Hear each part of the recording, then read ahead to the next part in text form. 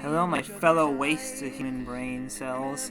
Since we're all stuck in our houses for a little while, I thought I could review a film so bizarrely bad that it would make you happy that this virus is keeping you inside so you can laugh at it. Today, we're reviewing Max Magician in The Legend of the Ring, episode 3 of the random DVD reviews. Now, before I tear this film a new one, I'm going to give you a little history lesson. The movie was directed by one Kevin Summerfield, a writer and producer and director known for directing Adventures of Young Van Helsing, The Quest of the Lost Spectre from 2004, which he co-wrote with Craig Carlide, and Sleepy Hollow High, which he also co-directed with Chris Arth in 2000. And maybe I'll review both of those movies some other time, but for right now, back to the subject at hand. And Kevin's newest film, Lagoon, is still in development. The film was written by Kimberly Koff, who also appears in the film, Roycina Hawk. She is known for The Deadly Stallion from 2005, which she also wrote, and The Lost Stallions from 2003, that she also wrote. And guess what? It's directed by our good old friend Kevin Summerfield. It stars Timothy Schultz as Max, known for this film, and Shaun of the Snakehead from 2006. Erika Ann as Princess Echidna, known for Atlanta from 2004, and Corpse Christi from 2008. Both movies with high reviews on IMDb, so I don't know how she found her way into this awful mess of a film. Anyway, here's some random trivia. According to the prop master, all of the 11 weapons were made with PVC pipe and pool noodles. The film's budget has been estimated at less than $500,000, which would explain why it's so bad. The French version is titled, and I'm hoping I pronounced this right, Le Montre des Sorts, which roughly translates to The Master of Spells. The French movie poster does not feature Max. Many of the characters' names come from European myths and fairy tales. Ethan and Dagdar are named after gods from Irish mythology. Tom Tit Tot is an English version of Rumpelstiltskin. The same effect is used for all the magic, though the color is different in some shots, and last but not least, the large Kermit pop break sound effect is used at least 3 times in the first invasion scene in the banquet hall. Anyway, let's get on with the review. Now you're probably wondering, Mr. Magos, how bad can this movie be? It doesn't look that bad on the box or on the DVD, but let me tell you, it's pretty bad. To show you, I'm going to break down how bad it is, starting with the plot. The film starts with some dude running away from some horned creature, the big bad of this film, Lord Dagda, played by one Kevin Mistsikadzetsi, I'll butcher that name, an actor who is in a lot of films by Kevin Summerfield. Anyway, the movie follows Max, a kid who wants to be a magician, and his room is filled with magic kids. And I just want to say, Timothy was 14 when this was filmed, but he looks and sounds like he's like 10 or 12. Poor guy, he was probably a late bloomer. Anyway, his mom dropped him off at the school where he talks to some girls, so I guess looking like a middle schooler makes you pretty popular with the ladies. At this, I am assuming high school, where all of a sudden, a bunch of bullies, and by a bunch I mean like 2 kids who look younger than Max. Like seriously, no wonder no girls like you, you're scared of a bunch of 6th graders. He is chased to a house that belongs to a man named Mr. Tim, played by the late Paul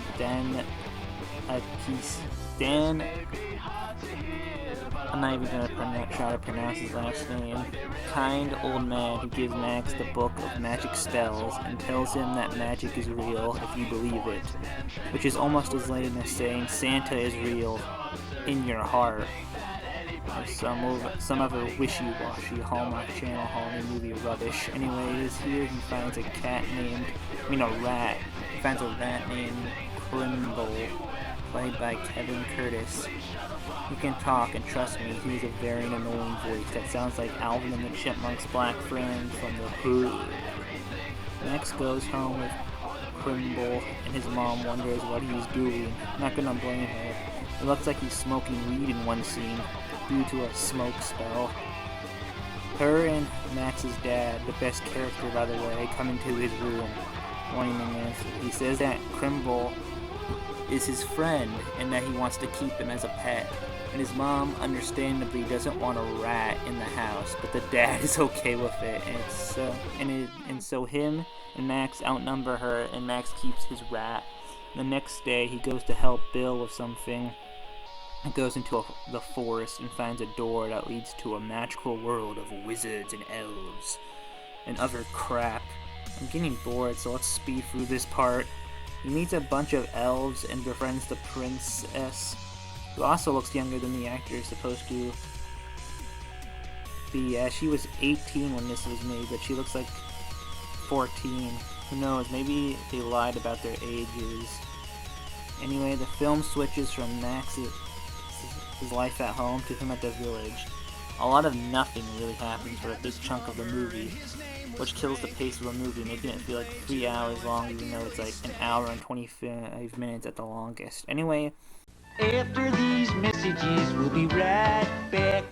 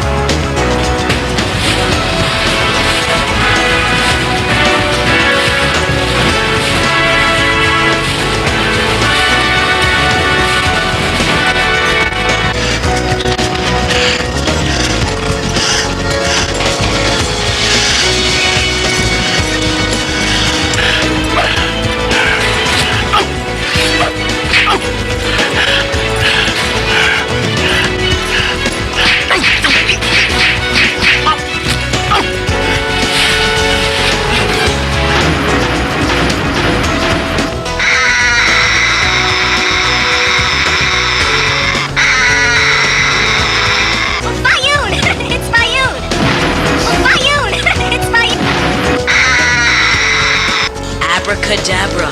Young Max. You are an assassin! You know, someone who gets paid to kill you! And puppet.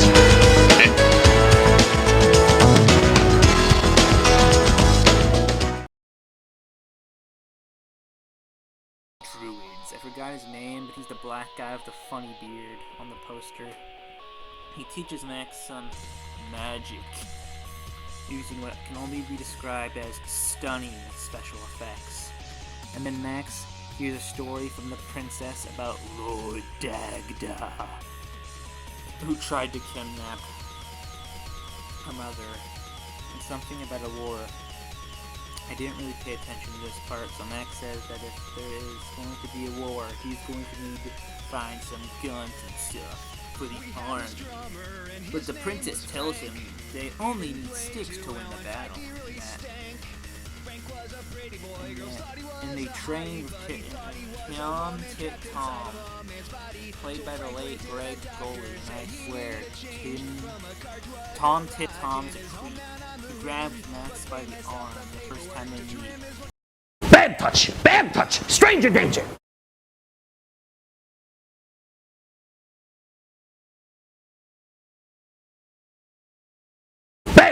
Bad touch, stranger danger. Combat, and he befriends one of Lord Dagda's lackeys, a creature called Worm. He warns Max that Dagda has sent an assassin to kill Max, Max lets Worm in the village, but the princess just kicks him out and calls Max a fool. Like, girl, you just saved the life of your champion Max, and you kick him to the curb. The nerve of some people. Max leaves the Falcon, voiced by the writer of the film, tells him some honky-dory crap, and Max goes back to help the village out in the war when Lord Dagda. Well, I just realized while writing this, his name is just Dag and 2 letters. Dad. Real original name, guys, tries to kill Max or something, but Max uses spells and armor of dead knights start walking, and Max start crawling all over Dagda, and he dies, and Crimble almost dies, but Max makes a wish, and he becomes an elf, and Dagda doesn't die, and becomes a rat, and Max kidnaps Tom and Crimble, and they live in his closet, and everyone is happily ever after at the end. So that was the plot. Not a bad script for a movie, just a little cliche. The movie has pretty bad pacing, as nothing really happens till halfway through the movie, but if that was the only reason this video wouldn't be so long, as I'd say, it's an okay film and leave it at that, but no, I tell you, the real horror begins when we look at the writing. This film has some of the worst writing I have ever seen. Things just happen for no reason, and the dialogue is the most corny crap I've ever heard. But it gets really bad with the acting and sound design. Now, I bet these actors are really talented people and all, but God, they did not have a good script to work with. The delivery of the lines are so uncomfortable. I mean, I understand if this had a bunch of kid actors, as it's hard for kids to give a good performance due to pressure, but even the adults in this movie are awful. It's like they didn't care which they probably did, and I already said how bad the writing is, but combined with the bad acting, it makes this film almost unwatchable. Because how bad is the sound effects in this movie are probably even worse, as so many of them are so unfitting for the scene they are in, and the music in this film is garbage. Anyway, it's time to get to the conclusion. I think this film was killed by its acting, as the script was okay and the writing is a little honky. All they needed was a better direction and a rewrite, and it would have been a classic. But other than that, this film is garbage, and I do not recommend you see it, except as a joke. But to show you how I and everyone else who's seen it felt, I'm going to leave you with a random review I found while researching about this movie on IMDb. This was the biggest waste of an hour and a half that I have ever experienced in my life. This was beyond a piece of you can guess. In fact, it was so bad that I honestly say that it's the worst movie, I repeat, the worst movie ever put into the bargain bin. I can't believe that the crew that made this film, if you can call it that, didn't review it at the end of production and just say to themselves, oh wait, never mind, I guess it does suck. That really makes me question American talent today and where it's going, and what's with the talking mouse. If I say anything more about this abomination to modern cinema, I think I just might break something. If you want to buy some strange stream of events and question about whether or not to purchase this movie, the answer is no. I will find you, stalk you down, and lecture you of the modern mechanics of making a decent motion picture, you imbecile. 10 out of 10. So don't forget to like and subscribe. And if you want to watch the movie, just watch it for free on YouTube.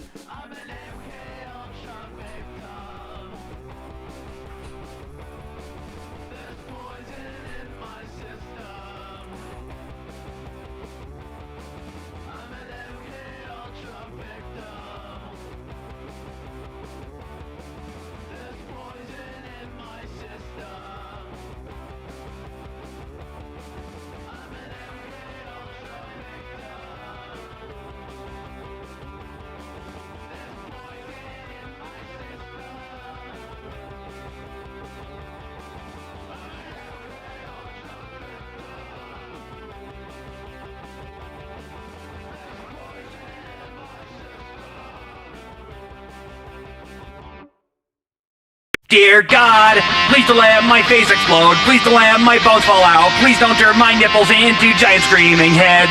Don't let Bjork and Dracula make out with my spatula. Please don't let my butt be confiscated by the feds. These things I do implore thee. Oh God, please don't ignore me. I may be paranoid as hell, but who made me that way? This world is really scary, and that is why I'm very concerned about all that could happen. Dear God, those like me tweet too irate rhinos who are trying to mate. Don't replace the raisins in my bagels with dead flies. Please don't let my spleen expire. Please don't set my mom on fire. Please don't let my wife be Gilbert Gottfried in disguise. Oh God, why won't you listen? I've been a perfect Christian, except for all the blasphemy and heresy and sin. Not looking for direction, just asking for protection from this screwed up world that you have stuck in. Dear God, please don't let my sperm mutate, grow until they're 6'8", start a revolution and devour me from within. Please don't turn my Pepsi 1 into rancid bison dung. Please don't let me be gang raped by Teletubbies again. It's not that I'm not grateful, in fact I'm very faithful. Whenever I had to fart in church, I always held it in. I'll follow you forever, just promise that you'll never let anything bad happen to me again.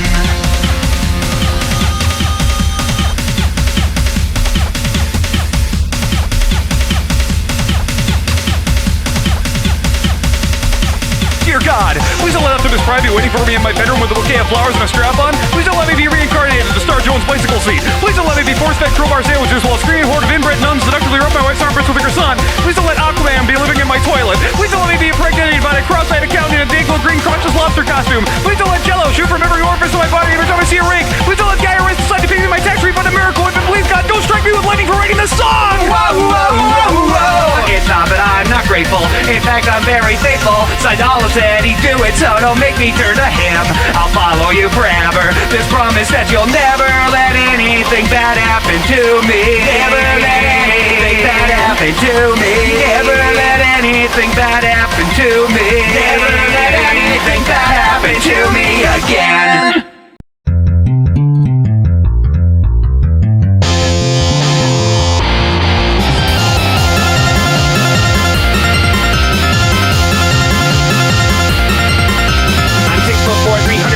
A chunk of Olgin love, a couple chins below my head, I'm more perched above. I'm a software engineer by trade, pure geeky through and through. I can quote through Strupp or Douglas Adams, still my face turns blue. Now you would think with stats like these that I'd find no affection, trapped within the crackling pages of an old penthouse collection. But the gods of love and logic must step down for a day, cause a real life woman married me, she seems inclined to stay. I often find it stunning, it seems to disagree with everything I've ever seen in movies or TV, where the fact he gets no fanfare and his minor wins are muffled. So this victory is for every nerd who's ever truffle shuffled. Cause I got a wife where my porn should be, my porn should be, my porn should be. I've got a wife where my porn should be, my porn should be, oh yeah. I've got a wife where my porn should be, my porn should be, my porn should be. I've got a wife where my porn should be, my porn should be, oh yeah. Let's rock now.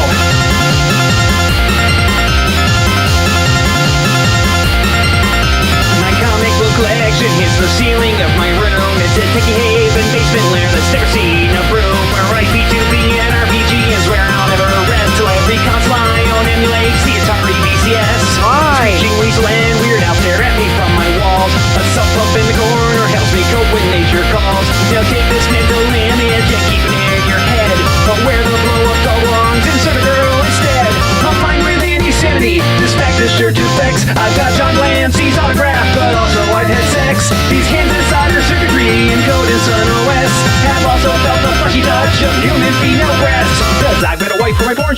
my porn should be, my porn should be. I've got a wife for my porn should be, my porn should be, oh yeah. I've got a wife for my porn should be, my porn should be, my porn should be. I've got a wife for my porn should be, my porn should be, oh yeah.